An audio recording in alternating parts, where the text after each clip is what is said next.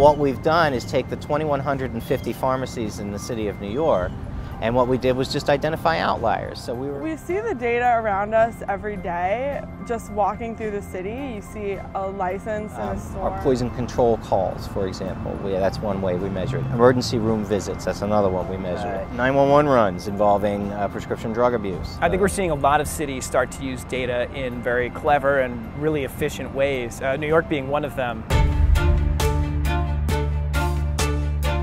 Essentially, I run a skunk works of 5 young data scientists that is tasked with leveraging the information that we as a city collect on a day-to-day basis. It's vast and it's varied, and some of it's very dynamic, as in it changes every second, and some of it is extremely static. What we do is we have all these different cross-agency data sets, and we try to find nuggets of information which would easily deliver a target list to different agencies. There's a ton of different problems that you can look at using government data.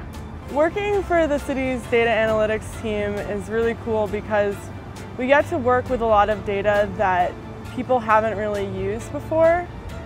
And so there's a really big opportunity to make a difference. So what we've been able to do now that we wouldn't have been able to do even 5 years ago is tap into that wonderful data that we have to measure performance and then take it to the next level and get a really deep, granular, real-time picture of what's going on out there. And why do we do that? We do that because we have to figure out ways to service the 9 million residents of this city better. We're definitely just scratching the surface of data innovation with cities. We have an amazing number of initiatives from this government, from the Bloomberg administration. You're starting to see a new trend in where cities are going to be more efficient in the way they use data. Everything from tracking down illegal conversions, using a combination of data to find illegal grease dumpers. The city gets roughly 20,000 complaints a year that landlords are jamming 60 people into a space zone for 6. If there is a fire in a structure that has been illegally converted, that has many more people in there than are supposed to be, the likelihood, A, that there's going to be a fire is dramatically escalated, and the likelihood that somebody is going to be injured or killed in that fire is significantly escalated as well. However, we only have 200 some odd inspectors to throw at those 20,000 complaints. So the question then becomes, how do we prioritize them? And what my team did was deconstruct those illegal conversions and then cross-tabulated them against fire data.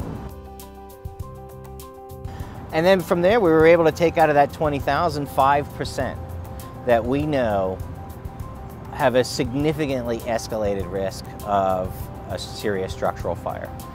And then we take that 5% and turn it back around to the Department of Buildings and say, okay, throw your 200 inspectors at this 5% first. By way of outcomes, traditionally speaking, when the city goes in on a complaint, it gets a complaint and it gets into the building, it's found very serious conditions, serious safety risk conditions, about 13% of the time.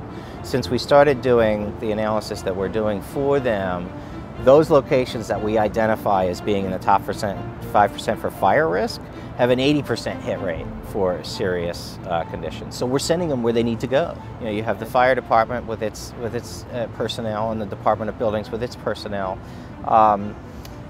Initially, frankly, both of them didn't think this was going to work. What we've been able to do is by showing them, listen, if I take this piece of information from the Department of Finance and leverage it on behalf of the Department of Buildings, that has equities to save the lives of your firemen over at the fire department.